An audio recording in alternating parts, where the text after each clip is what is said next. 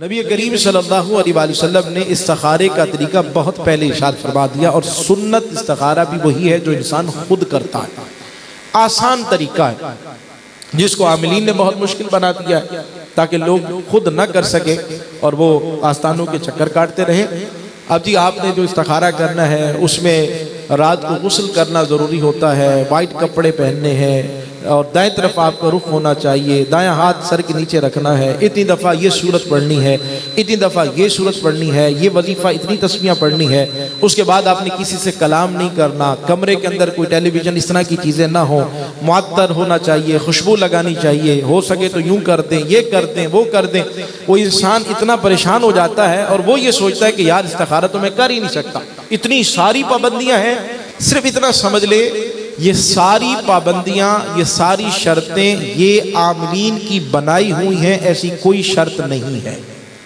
आसान ले जो मैं अर्ज कर रहा हूं, इससे आसान नहीं कर सकते, कोई शर्त नहीं। नबी करीम सल्लल्लाहु अलैहि वसल्लम ने फरमाया कि जब कोई इस्तिखारा करना चाहे, मिसाल के तौर पर दो जगह जॉब की ऑफर आई है, यहां करूं या यहां करूं, ये इस्तिखारा है।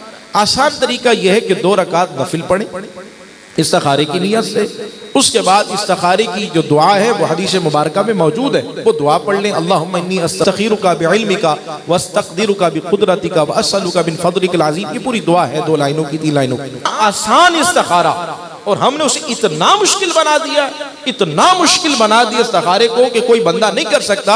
नबी करीम सल्लल्लाहु अलैहि वसल्लम ने अपनी पूरी उम्मत को इजाजत दी है, इसके लिए किसी से इजाजत की भी जरूरत नहीं है, पूरी उम्मत को इजाजत, तरीका भी हुजूर ने इरशाद फरमा दिया। इससे आसान क्या हो सकता है? बहुत से और मामलात भी हैं इस्तिखारे के हवाले से। इस्तिखारे का मतलब है खैर तलब कर। अच्छा, एक जुमला जो अहम है इस्तिखारे के हवाले से, आमिलीन के फैसले को कभी भी खुदा का फैसला नहीं समझना चाहिए। मैंने क्या कहा?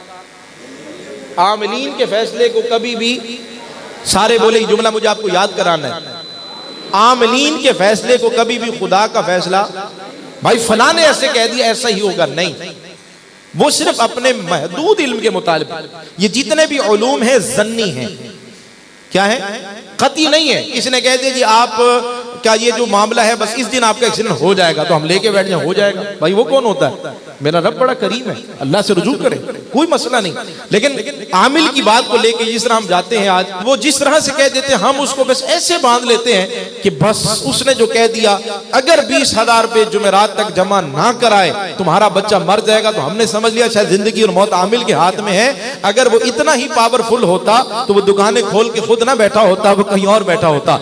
तो याद रखिएगा, वो 50-50 लेके आपके सहारे ना कर रहा होता। अल्लाह हमें समझ भी अता फरमाए।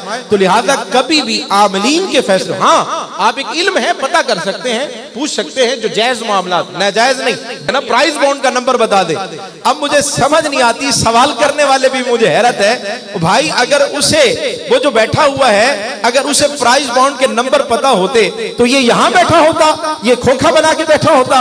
प्राइस बॉन्ड का नंबर अगर उसे पता होता तो खुद करोड़पति नहीं हो जाता। हमारी कौम कितनी सीधी सादी है, बेचारे भोले भाले हैं, वो चले जाते हैं। उसी के बाद जो बैठा हुआ, जिसके बाद अपने बैठने की जगह नहीं है, जी आप हमें नंबर बता दें, और बाबा जी ने जो नंबर बताया हम उसको समझ के लेके बैठ गए, तो नुकसान ही होगा।